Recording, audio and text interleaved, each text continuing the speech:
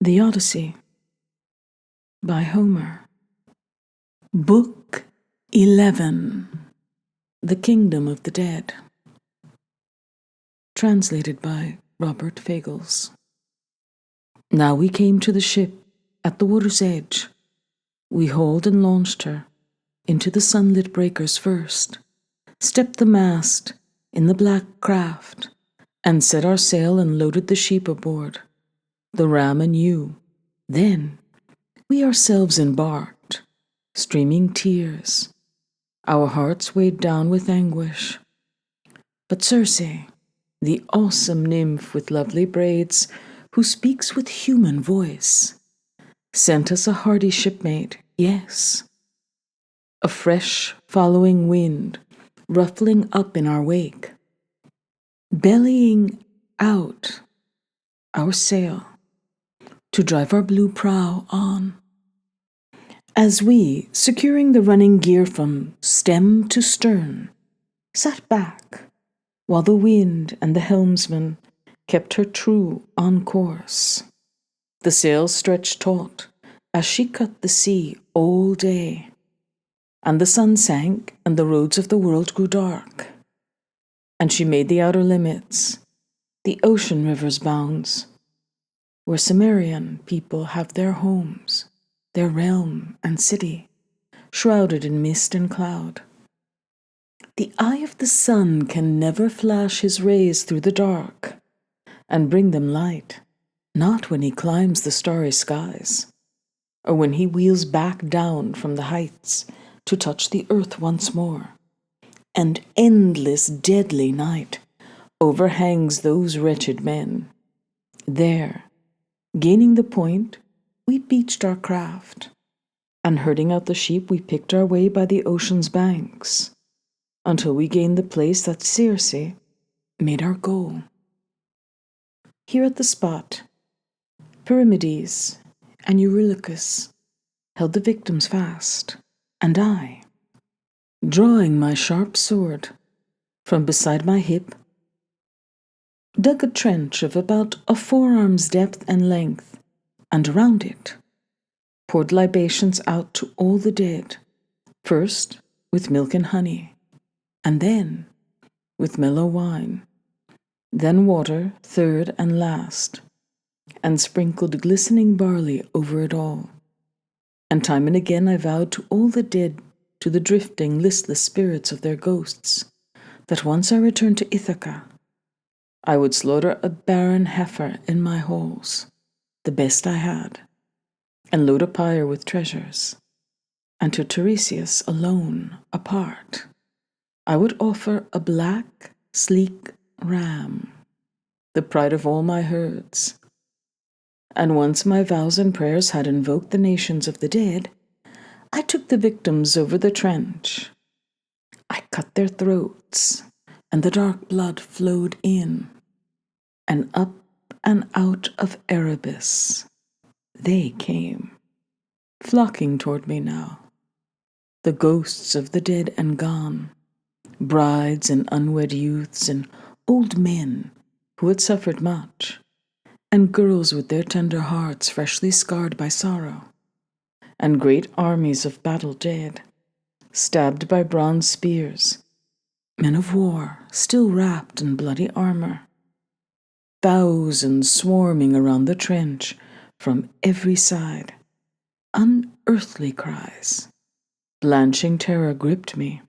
I ordered the men at once to flay the sheep that lay before us, killed by my ruthless blade, and burn them both, and then say prayers to the gods, to the almighty god of death and dread Persephone. But I, the sharp sword drawn from beside my hip, sat down on alert there, and never let the ghosts of the shambling, shiftless dead come near that blood till I had questioned Tiresias myself. But first, the ghost of Elpenor, my companion, came toward me.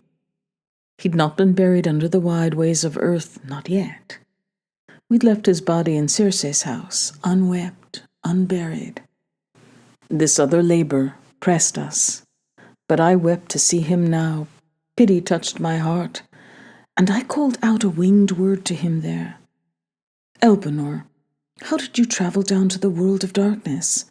Faster on foot, I see, than in my black ship. My comrade groaned as he offered me an answer. Royal son of Laertes, Odysseus, old campaigner, the doom of an angry god and God knows how much wine. They were my ruin, captain. I'd bedded down on the roof of Circe's house, but never thought to climb back down again by the long ladder.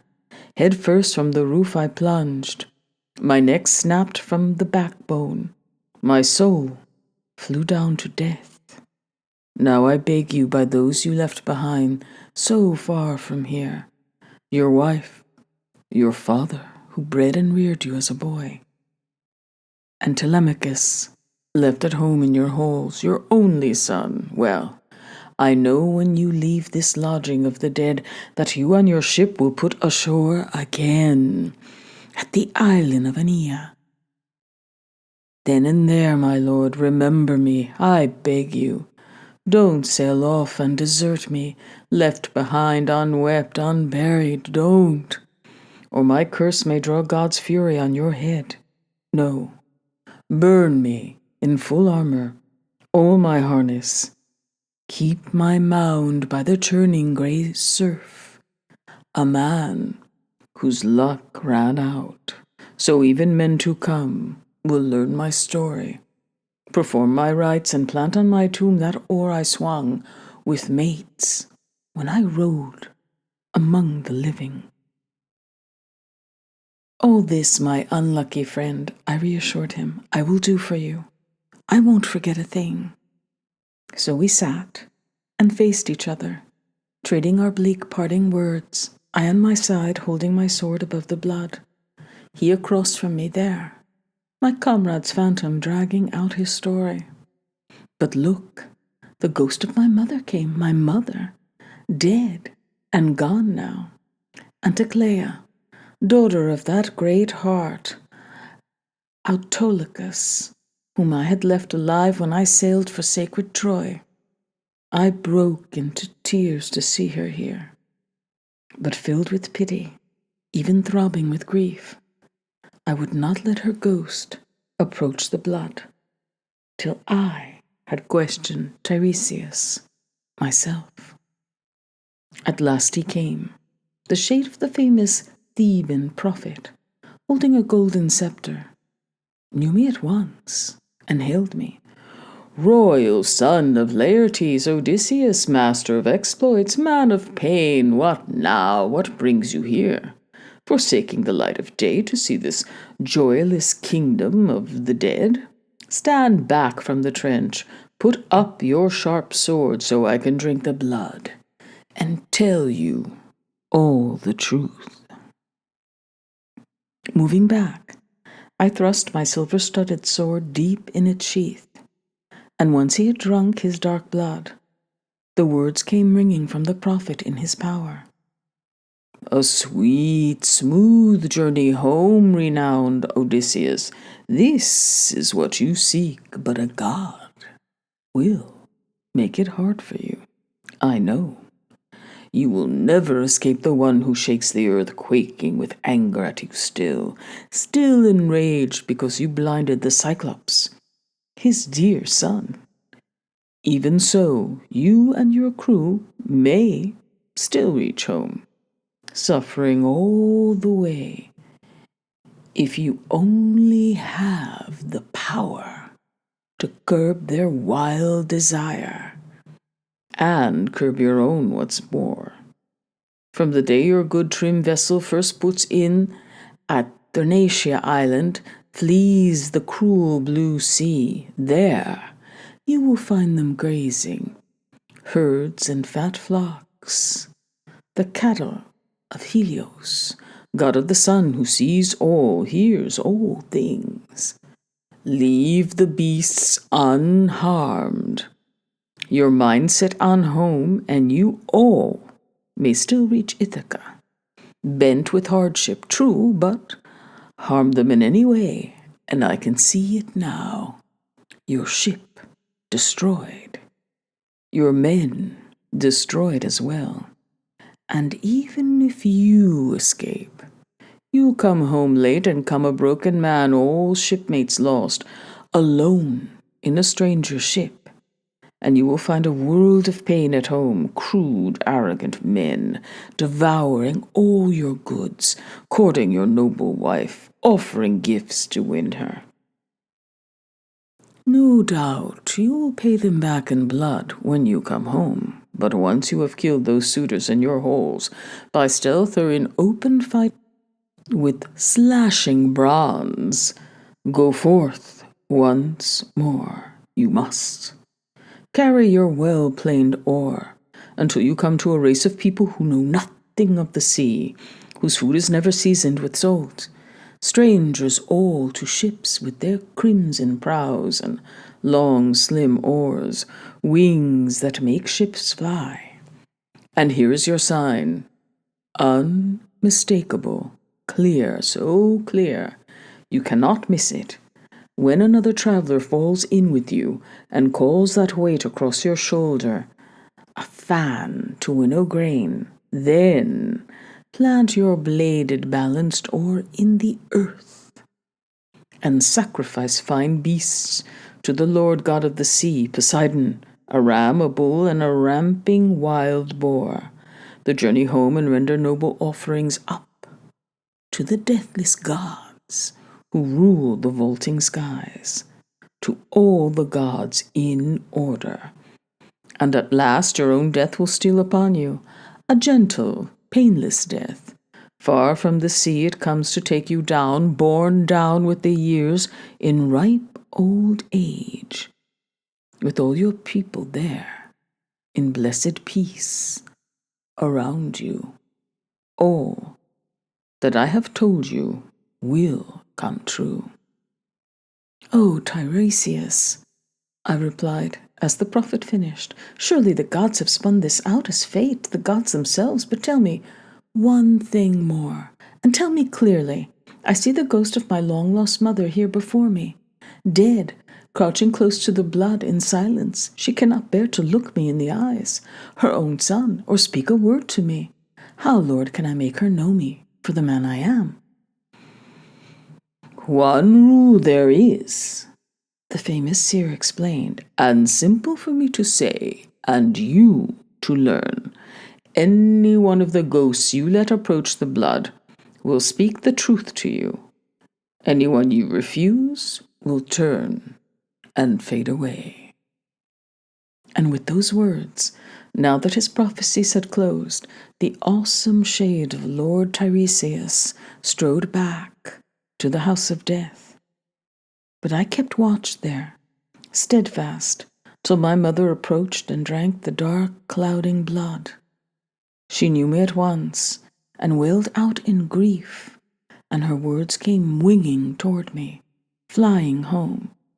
"Oh, my son, what brings you down to the world of death and darkness? You are still alive. It's hard for the living to catch a glimpse of this. Great rivers flow between us, terrible waters. The ocean, first of all. No one could ever ford that stream on foot. Only aboard some sturdy craft. Have you come from Troy, wandering long years with your men and ship? Not yet returned to Ithaca. You've still not seen your wife inside your halls." "Mother," I replied, "I had to venture down to the house of death to consult the shade of Tiresias, seer of Thebes.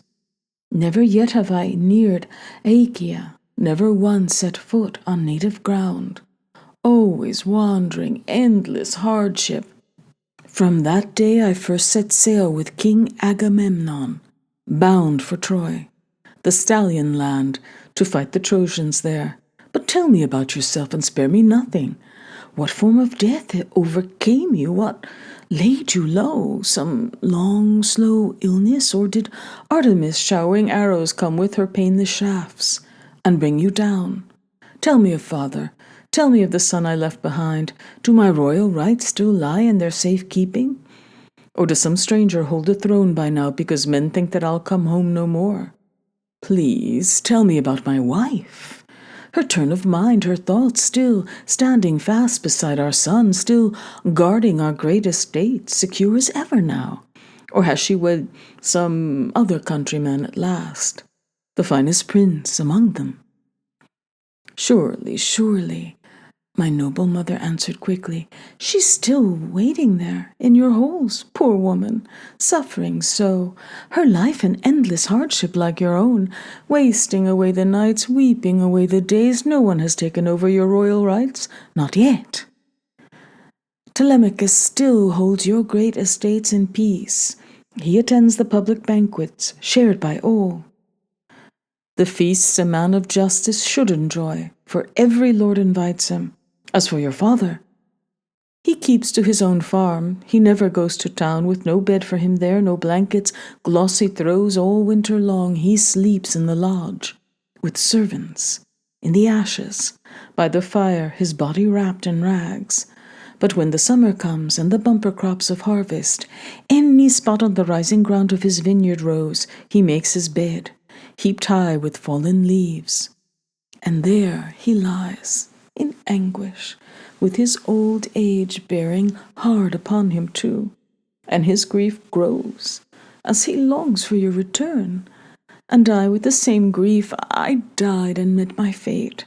No sharp-eyed huntress showering arrows through the holes approached and brought me down with painless shafts, nor did some hateful illness strike me that so often devastates the body, drains our limbs of power. No, it was my longing for you, my shining Odysseus, you and your quickness, you and your gentle ways, that tore away my life that had been sweet. And I, in my mind in turmoil, how I longed to embrace my mother's spirit, dead as she was. 3 times I rushed toward her, desperate to hold her. 3 times she fluttered through my fingers, sifting away like a shadow, dissolving like a dream. And each time the grief cut to the heart, sharper, yes. And I cried out to her, words winging into the darkness. Mother, why not wait for me? How I long to hold you, so even here in the house of death we can fling our loving arms around each other, take some joy in the tears that numb the heart. Or is this just some wraith the great Persephone sends my way to make me ache with sorrow all the more? My mother answered me at once. My son, the unluckiest man alive, this is no deception sent by Queen Persephone. This is just the way of mortals when we die. Sinews no longer bind the flesh and bones together. The fire in all its fury burns the body down to ashes. Once life slips from the white bones, and the spirit rustling flitters away, flown like a dream. But you must long for the daylight. Go, quickly. Remember all these things so one day you can tell them to your wife. And so we confided, trading parting words. And there slowly came a grand array of women, all sent before me now by august Persephone.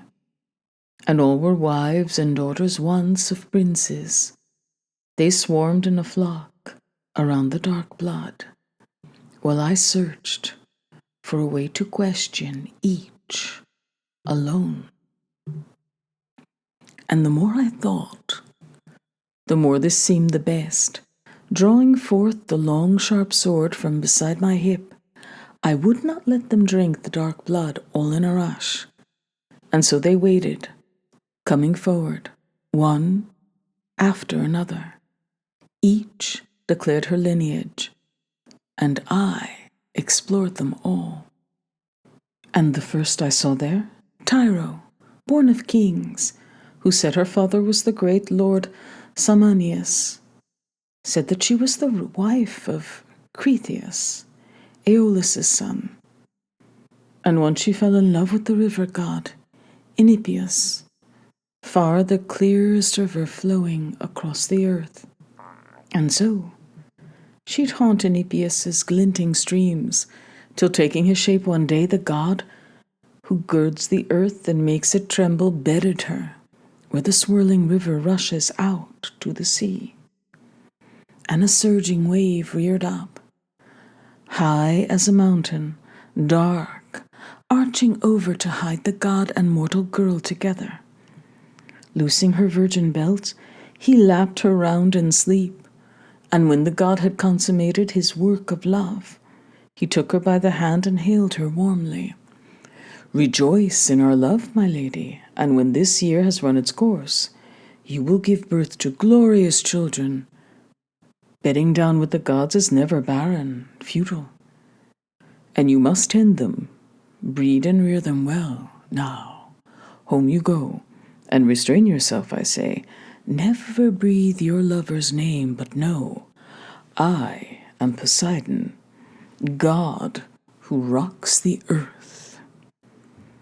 With that, he dove back in the heaving waves, and she conceived for the god and bore him Peleus, Neleus, and both grew up to be the stalwart aids of Zeus Almighty, both men alike.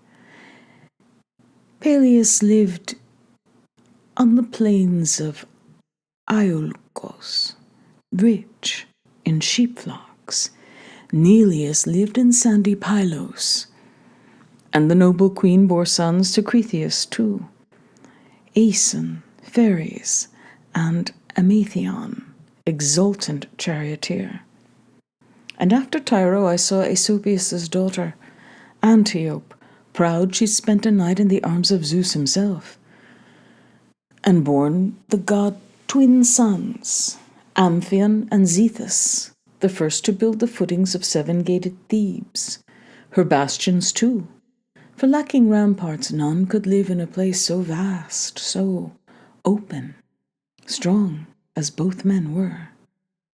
And I saw Alcmena next, Amphitrion's wife, who slept in the clasp of Zeus, and merged in love and brought forth Heracles, rugged wheel and lion heart.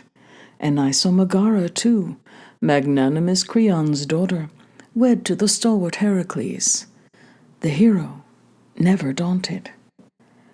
And I saw the mother of Oedipus, beautiful Epicaste. What a monstrous thing she did in all her innocence.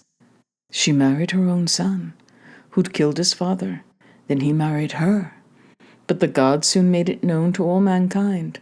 So he, in growing pain, ruled on in beloved Thebes, lording Cadmus's people, thanks to the gods' brutal plan, while she went down to Death, who guards the massive gates, lashing a noose to a steep rafter. There she hanged aloft, strangling in all her anguish, leaving her son to bear the world of horror a mother's furies bring to life.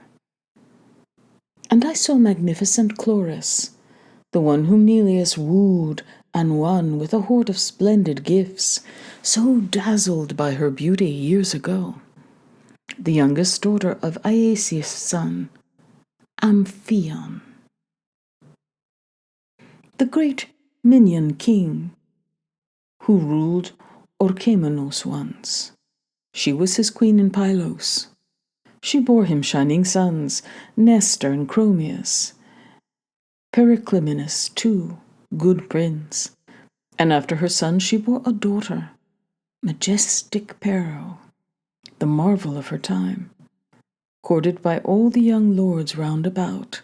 But Neleus would not give her to any suitor, none but the man who might drive home the herds that powerful Iphiclus had stolen, lurching broad in the brow, those long-horned beasts, and no small task to round them up. From Phylace, only the valiant seer Melampus volunteered. He would drive them home. But a god's iron sentence bound him fast.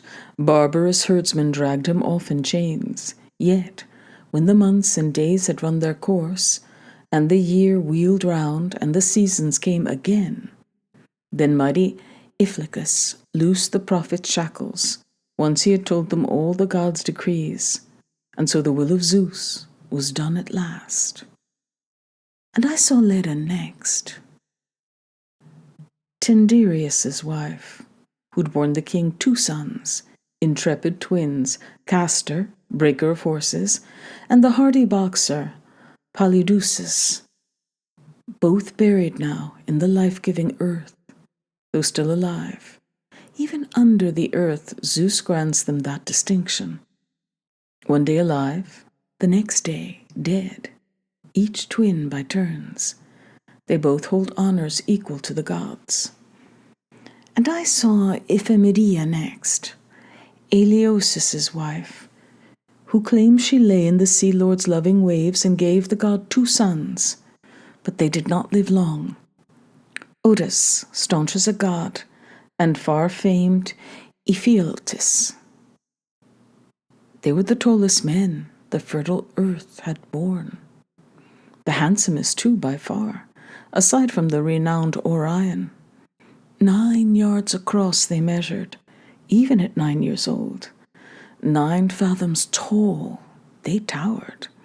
They even threatened the deathless gods they'd storm Olympus's heights with the pounding rush and grinding shock of battle.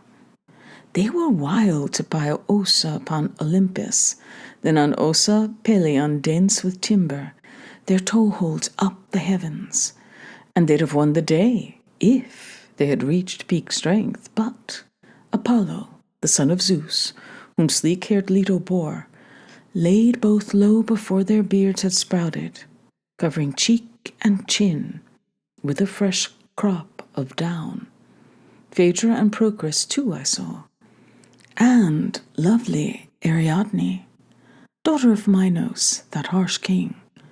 One day Theseus tried to spirit her off from Crete to Athens' sacred heights, but he got no joy from her. Artemis killed her first on wave-washed Dia's shores, accused by Dionysus. And I saw Clymene, Maera, and loathsome Eriphyle, bribed with a golden necklace to lure her lawful husband to his death. But the whole cortege I could never tally, never name, not all the daughters and wives of great men I saw there. Long before that the god-sent night would ebb away, but the time has come for sleep, either with friends aboard your swift ship, or here, in your own house. My passage home will rest with the gods and you. Odysseus paused. They all fell silent, hushed, his story holding them spellbound down the shadowed halls, till the white-armed queen, Arete, suddenly burst out. Phaeacians, how does this man impress you now? His looks, his build, the balanced mind inside him. The stranger is my guest, but each of you princes shares the honor here, so let's not be too hasty to send him on his way, and don't scrimp on his gifts. His need is great, great as the riches piled up in your houses, thanks to the gods and goodwill. Following her, the old revered Echinius added his support, the eldest lord on the island of Phaeacia. Friends, the words of our considerate queen, they never miss the mark or fail our expectations, so do as Arete says. Though on Alcinous here depend all words and action. And so it will be. Alcinous stepped in grandly.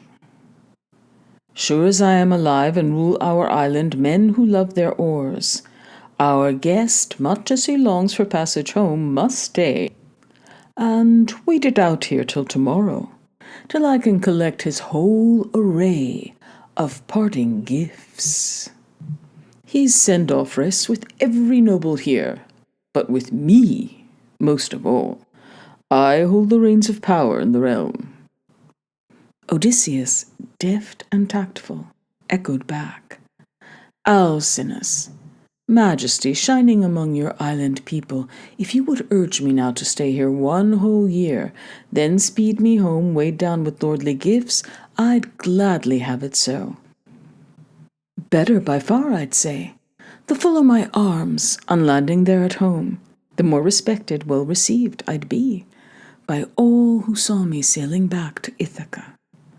Ah, Odysseus, Alcinous replied. One look at you, and we know that you are no one who would cheat us, no fraud, such as the dark soil breeds and spreads across the face of earth these days. Crowds of vagabonds frame their lies so tightly, none can test them but you. What grace you give your words, and what good sense within! You have told your story with all a singer's skill, the miseries you endured, your great Achaeans too. But come now, tell me truly, your godlike comrades, did you see any heroes down in the house of death? Any who sailed with you and met their doom at Troy? The night's still young. I'd say the night is endless. For us in the palace now, it's hardly time for sleep. Keep telling us your adventures. They are wonderful. I could hold out here till dawn's first light if only you could bear, here in our halls, to tell the tale of all the pains you suffered. So the man of countless exploits carried on. Alcinous majesty shining among your island people, there is a time for many words, a time for sleep as well. But if you insist on hearing more, I'd never stint on telling my own tale. And those more painful still, the griefs of my comrades, dead in the war's wake, who escaped the battle cries of Trojan armies only to die in blood at journey's end, thanks to a vicious woman's will. Now then, no sooner had Queen Persephone driven off the ghosts of lovely women, scattering left and right, than forward marched the shade of Atreus' son, Agamemnon, fraught with grief and flanked by all his comrades, troops of his men-at-arms who died beside him, who met their fate in Lord Odysseus' halls. He knew me at once. As soon as he drank the blood and wailed out shrilly, tears sprang to his eyes. He thrust his arms toward me, keen to embrace me there. No use. The great force was gone, the strength lost forever. Now, that filled his rippling limbs in the old days. I wept at the sight. My heart went out to the man. My words, too, in a winging flight of pity. Famous Atrides, lord of men, Agamemnon, what fatal stroke of destiny brought you down? Wrecked in the ships when Lord Poseidon roused some punishing blast of storm winds, gust on gust? Or did ranks of enemies mow you down on land as you tried to raid and cut off herds and flocks, or fought to win their city, take their women? The field marshal's ghost replied at once, Royal son of Laertes, Odysseus, mastermind of war, I was not wrecked in the ships when Lord Poseidon roused some punishing blast of storm winds gust on gust, nor did ranks of enemies mow me down on land. Odysseus hatched my doom and my destruction. He killed me. He with my own accursed wife. He invited me to his palace and sat me down to feast, then cut me down as a man cuts down some ox at the trough. So I died. A wretched, ignominious death. And round me all my comrades killed, no mercy, one after another, just like white-tusked boars, butchered in some rich lord of power's halls. For a wedding banquet or groaning public feast, you in your day have witnessed hundreds slaughtered, killed in single combat, or killed in pitched battle, true, but if you'd laid your eyes on this, it would have wrenched your heart. How we sprawled by the mixing bowl and loaded tables there throughout the palace, the whole floor awash with blood.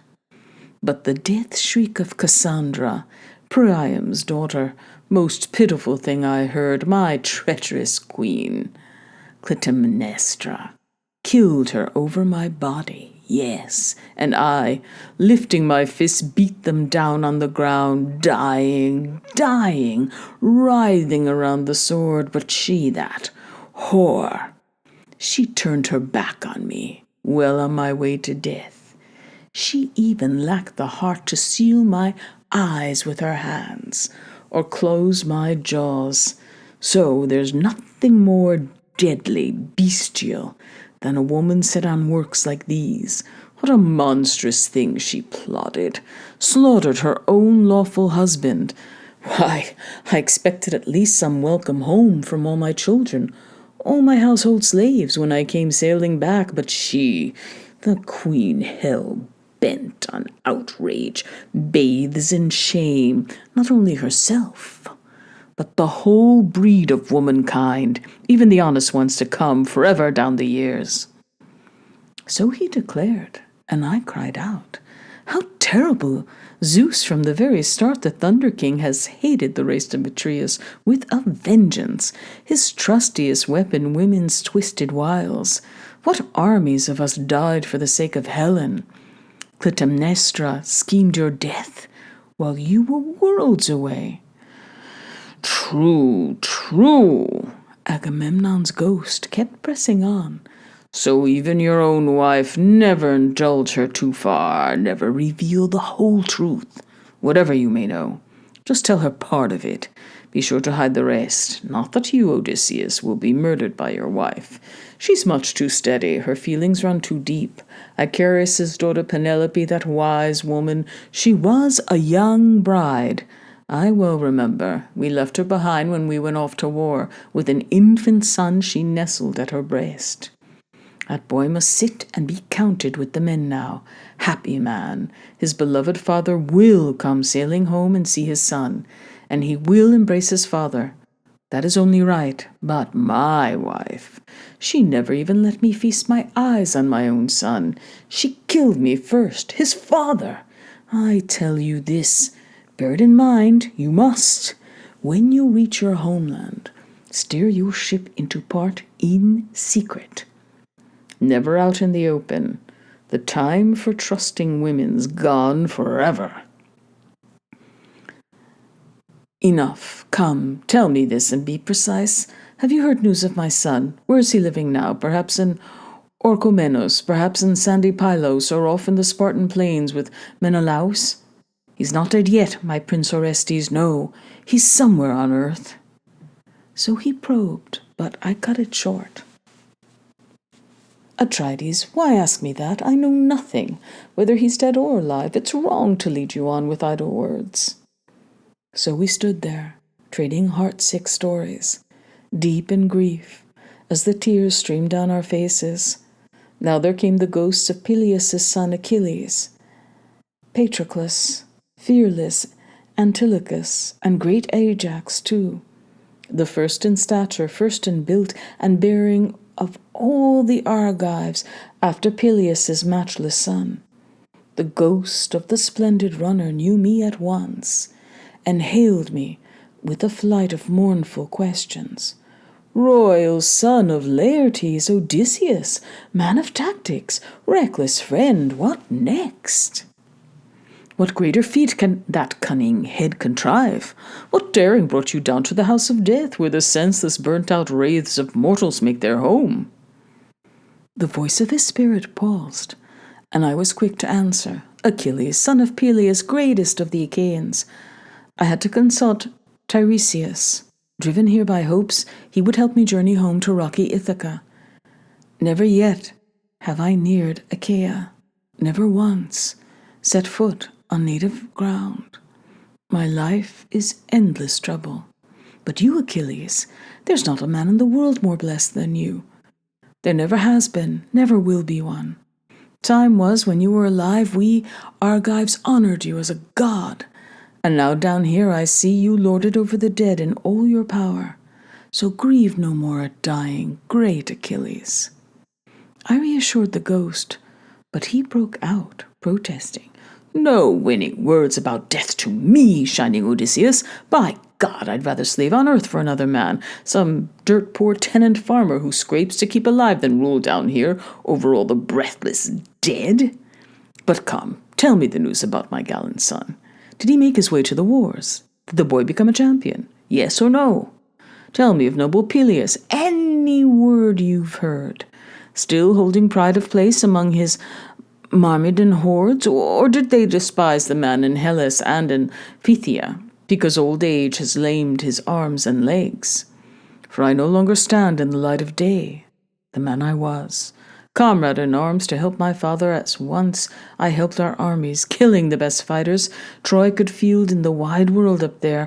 Oh, to arrive at my father's house, the man I was for one brief day. I'd make my fury and my hands, invincible hands, a thing of terror to all those men who abuse the king with force and wrest away his honor.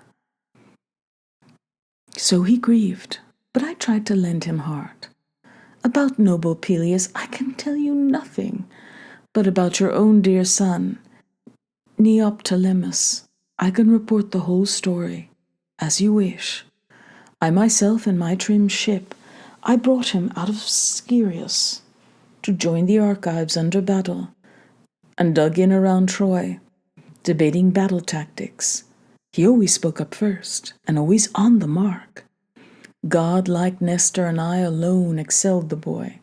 Yes, and when our armies fought on the plain of Troy, he'd never hang back with the main force of men. He'd always charge ahead, giving ground to no one in his fury, and scores of men he killed in bloody combat.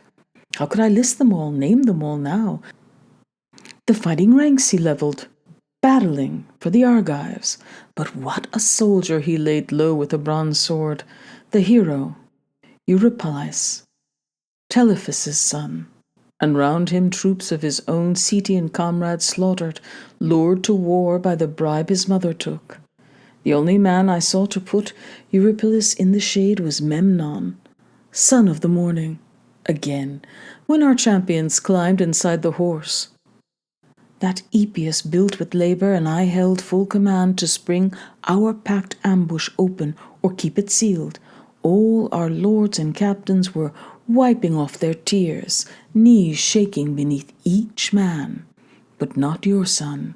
Never once did I see his glowing skin go pale. He never flicked a tear from his cheeks. No, he kept on begging me there to let him burst from the horse, kept gripping his hilted sword, his heavy bronze-tipped javelin, keen to loose his fighting fury against the Trojans. Then once we sacked King Priam's craggy city, laden with his fair share and princely prize. He boarded his own ship, his body all unscarred, not a wound from a flying spear or a sharp sword, cut and thrust close up, the common marks of war. Random raging Ares plays no favorites. So I said, and off he went, the ghost of the great runner, Aeacus' grandson, loping with long strides across the fields of asphodel, triumphant in all I had told him of his son, his gallant, glorious son. Now the rest of the ghosts, the dead and gone, came swarming around me, deep in sorrow there, each asking about the grief that touched him most. Only the ghost of great Ajax, son of Telamon, kept his distance, blazing with anger at me still. For the victory I had won by the ships that time, I pressed my claim for the arms of Prince Achilles. His queenly mother had set them up as prizes. Pallas and captive Trojans served as judges. Would to God I'd never won such trophies. All for them the earth closed over Ajax, that proud hero, Ajax, greatest in build, greatest in works of war, of all the Argives after Peleus' matchless son. I cried out to him now. I tried to win him over. Ajax, son of noble Telamon, still determined, even in death, not once, to forget that rage you train on me for those accursed arms, The gods set up that prize to plague the Achaeans. So great a tower of strength we lost when you went down. For your death we grieved, as we did for Achilles' death. We grieved incessantly, true, and none's to blame but Zeus, who hated Achaea's fighting spearmen so intensely. Zeus sealed your doom. Come closer, king, and listen to my story. Conquer your rage, your blazing, headstrong pride. So I cried out, but Ajax answered not a word. He stalked off toward Erebus, into the dark, to join the other lost, departed dead. Yet now, despite his anger, he might have spoken to me or I to him, but the heart inside me stirred with some desire to see the ghosts of others dead and gone. And I saw Minos there, illustrious son of Zeus, firmly enthroned, holding his golden scepter, judging all the dead. Some on their feet, some seated, all clustering around the King of Justice, pleading for his verdicts reached in the house of death with its all-embracing gates. I next caught sight of Orion, that huge hunter, rounding up on the fields of asphodel those wild beasts, the man in life cut down on the lonely mountain slopes, brandishing in his hands the bronze-studded club that time can never shatter. I saw Tydeus, too, son of the mighty goddess Earth, sprawling there on the ground, spread over 9 acres, 2 vultures hunched on either side of him, digging into his liver, beaking deep in the blood sac, and he with his frantic hands could never beat them off. For once he had dragged off the famous consort of Zeus in all her glory, Leto, threading her way toward Pythos' ridge, over the lovely dancing rings of Penipeus. And I saw Tantalus, too, bearing endless torture. He stood erect in a pool. As the water lapped his chin, parched, he burned to drink, but could not reach the surface. No. Time and again the old man stooped, craving a sip. Time and again the water vanished, swallowed down, laying bare the caked black earth at his feet. Some spirit drank it dry. And over his head leafy trees dangled their fruit from high aloft, pomegranates and pears, apples glowing red, succulent figs and olives, swelling sleek and dark. But soon as the old man would strain to clutch them fast, a gust would toss them up to the lowering dark clouds.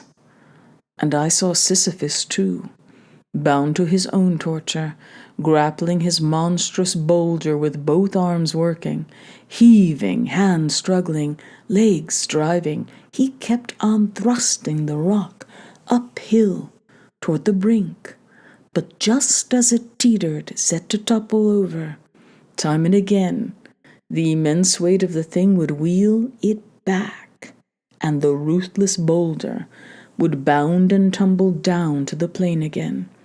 So once again he would heave, would struggle to thrust it up, sweat drenching his body, dust swirling above his head. And next, I caught a glimpse of powerful Heracles, his ghost, I mean.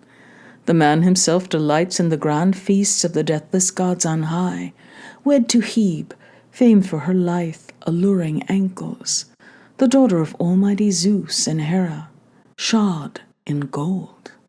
Around him cries of the dead rang out like cries of birds, scattering left and right in horror, as on he came like night, naked bow in his grip, an arrow grooved on the bowstring, glaring round him fiercely, forever poised to shoot.